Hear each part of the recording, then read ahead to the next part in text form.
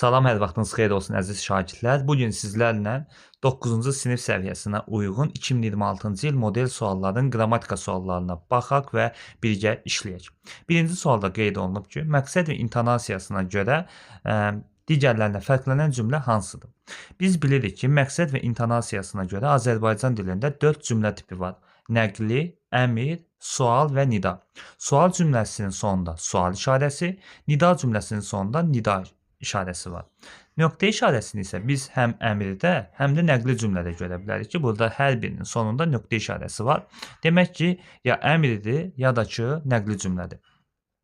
Əmr cümləsi olması üçün feilin əmr şəklində olması lazımdır. Ona görə də A variantı, B variantı, C variantı və D variantını silib E variantını yazırıq. Çünki salar sözü feilin qeyri-qəti gələcək zamanındadır və bu xəbər şəklidir. B variantı sizi çaşdıra bilər. Çünki orada qoşulaq sözündə aqəq var. Düşünə bilərsiniz ki, bu arzu şəkli olsa onda nəqli cümlədirmi? Xeyr, biz bunu arzu şəklində düşünə bilmirik. Niyə düşünə bilmirik? Ona görə düşünə bilmirik ki, qarşısında gəl əmr ədatı var, ona görə. İkinci sual. Hansı cümlələrdə baş üzvlər eyni nitq hissələri ilə ifadə olunubdur? Asan sualdır. Baş üzvümüz bir mübtədədir, bir də xəbərdir. Bunları tapmalısınız. Burada bir ikini görürük. Sən əvəzliyi, necəsən cümlənin xəbəridir və hər ikisi əvəzlikdir. Fərq eləmir. Müxtəlif məna növlərində olsa da yenə də əvəzlikdir. Bir də dördü götürürük. Birincilər saydır. Burada larilər olması sizi çaşdırmasın. Say isimləşə bilər. Bu da çoxdurlar sözü. Bu da cümlənin xəbəridir. 2-4 də D variantıdır.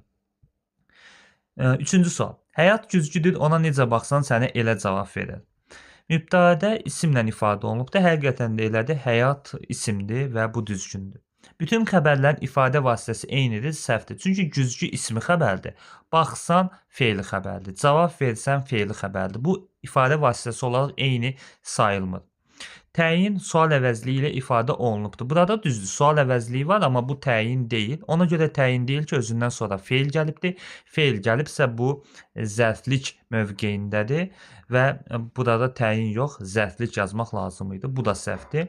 2 və 3 olan versiyaları silsək, düzgün cavabımız 2-5-dir. Üçbucaqda qeyd olunub ki, birincinin xəbərin ifadə vasitəsinin tərkibində köməkçi nitq hissəsi var. Bəli, dəniz kimidir cümləsində kimi əvəz qoşmadır və köməkçi nitq hissəsidir. Dördüncü suala baxaq. Hansı cümlədə fərqli nitq hissələrinin sayı cümlə üzvlərinin sayından çoxdur? Cümlə üzvlərini deyəndə biz nə etməliyik? Təhlil etməliyik. Nitq hissələri də ki, aydın məsələdir. Tək-tək sözlərə baxmaq lazımdır. Səbil ağrılıdır, amma onun meyvəsi həmişə şirindir. Sxem budur. Görürük ki, 5 dənə cümlə üzvümüz var. Səbil isim, ağrılı sifət, amma bağlayıcı, onun əvəzlik, meyvə isim, həmişə zərf, şirin sifətdir. Fərqliləri istəyir isim, sifət, bağlayıcı, əvəzlik və zərf. 5 dənə nitq hissəmiz var, 5 dənə də cümlə üzvümüz var. Ona görə biz A variantını götürməməliyik. A deyil, bərabərdir çünki. Cəsarətlə deyilən söz şəfalı olar. Xəbər, söz, hansı söz cəsarətlə deyilən? 3 cümlə üzvümüz var. Cəsarətlə nədir? Zərf. Deyilən feili sifət. Söz, isim. Şəfalı olmaq ikisi bir yerdədir və bu feildir. Burada var feil, isim. Deyilən sözü feili sifət olsa da yenə feildir. Ona görə götürmürük. Cəsarətlə də zərfdir. Burada yenə 3-ün 3-ədir. 3 fərqli nitq hissəsi var. Zərf, feil, isim. 3 dənə cümlə üzvü var. Ona görə B variantı da deyil. Diqqətli olaq. Keçək C-yə.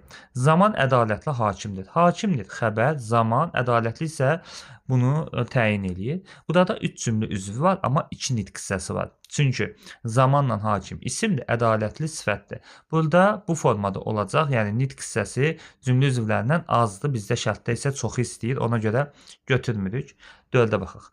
Yeni kəşflərinlə insanları təəccübləndirmək mi istəyirsən? İstəyirsən, xəbər kimsən, nəyi istəyirsən? Yeni kəşflərinlə insanları təəccübləndirmək. Bu tamamlıqdır, nəyi sualına cavab verildiyi üçün.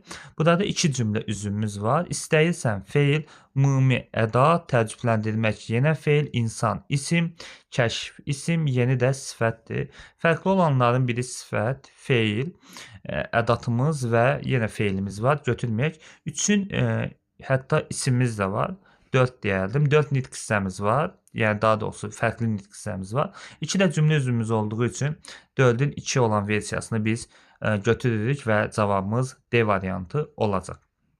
Keçək 5-ci suala. Eyler Venn diaqramındakı doğru fikirləri müəyyən edin. Dost tanış dağa, təbiət qoyunu istirahətə gedib. Burada əlavə ikinci dərəcəli üzvə aiddirmi? Doğrudur. Çünki dağa zərflikdir, haraya sualına cavab verir və bir düzgündür. Bir olan versiyaları saxlayaq. Aha. 3-də deyir ki, əlavənin tərkibində yönlük halda olan söz var. Əlavənin tərkibində burada yönlük halda olan söz var. Amma Şuşa mədəniyyət paytaxtı ifadəsində yönlük halda olan söz yoxdur. Bu yanlışdır. 1-3 yanlışdırsa cavabımız 1-4 olacaq. Əlavə söz birləşməsinin ifadə olunubmu? Təbiət qoyunu söz birləşməsidir. Mədəniyyət paytaxtı söz birləşməsidir və cavab A variantıdır. Həmcins üzv işlənmiş cümlə, xitab işlənmiş cümlə. Xitab işlənmiş cümlə çox asandır. Ay oğul, dost var, düşmən var. Burada xitab işlənib. Həmcins üzv olan cümlələrimiz isə məldir, naməldir, tamamlıq, oxumaqdan, öyrənməkdən yenə tamamlıq. Cavab A variantıdır. Bəs düşünəcəksiniz ki, bəs burada nə üçün müqəddəs torpağımızı, vətənimizi sözünü biz həmcins üzv saymırıq? Çünki vətənimizi və torpağımızı sözü qorumaq sözünün içərisindədir və burada həmcins üzv kimi işlənə bilmir. Bu hamımızın borcudur. Nə? Ana vətənimizi, müqəddəs torpağımızı qorumaq. Bu buradakı vətənimizi və torpağımızı sözü həmcins cümlə üzvü deyil. Çünki müstəqil cümlə üzvü deyil. Bunlar arasında sadəcə tabiçilik əlaqəsi var və iş bitir. 7. Uyğunluğu müəyyən edin. Açıq saitlə başlayır, açıq saitlə bitən, ahəng qanuna tabe olan sözlərdir. Açıq saitlərimizi əminəm ki, bilirsiniz və elita sözünə diqqət yetirsəniz, açıq saitlə başlayıb, açıq saitlə də bitir. Həmçinin ahəng qanuna tabe edilmi? Tabe deyil. Ona görə A olan versiyaları çıxaq. Qapalı saitlə A-ları silirik.